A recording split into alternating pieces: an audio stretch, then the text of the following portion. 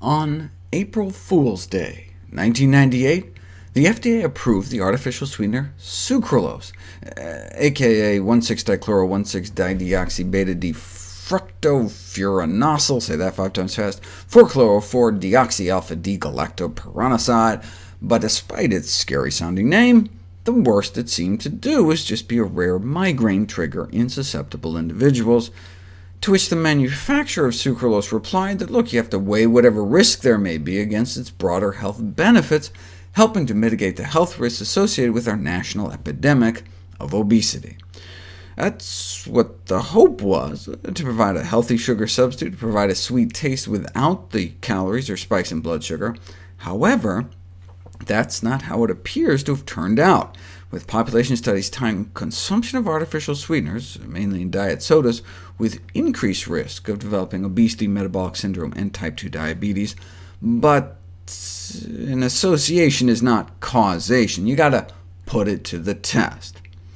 And indeed, if you give obese individuals the amount of sucralose found in like a can of diet soda, they get a significantly higher blood sugar spike in response to a sugar challenge, requiring significantly more insulin, 20% higher insulin levels in the blood, suggesting sucralose causes insulin resistance, potentially helping to explain the links between artificial sweetener consumption and the development of diabetes, heart disease, and stroke.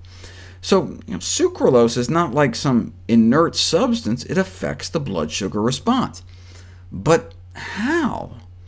The Splenda company emphasizes that sucralose is hardly even absorbed into the body, and so stays in the digestive tract to be quickly eliminated from the body. But the fact that it's not absorbed in the small intestine means it makes it down to the large intestine, and may affect our gut flora.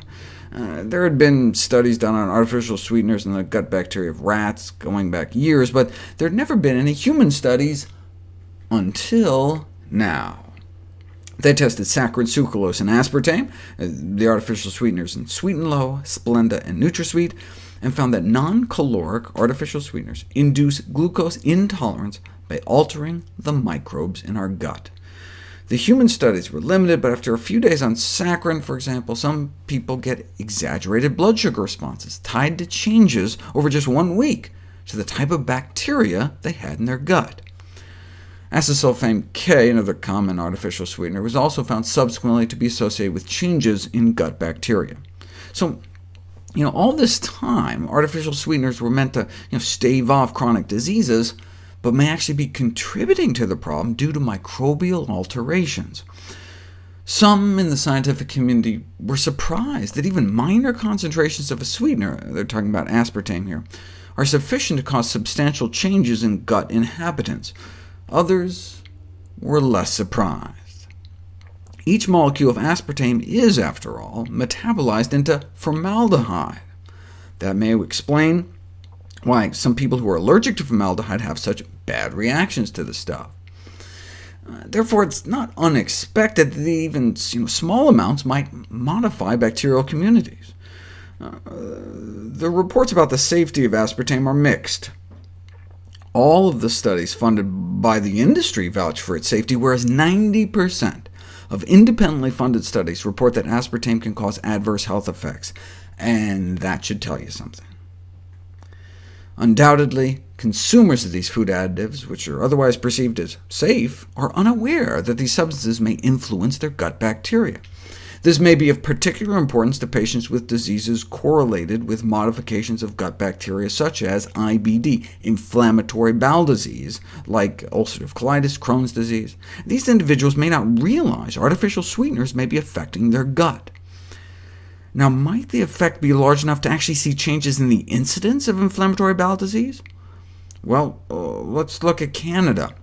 They were the first country to approve the use of sucralose. What happened to their rates of IBD?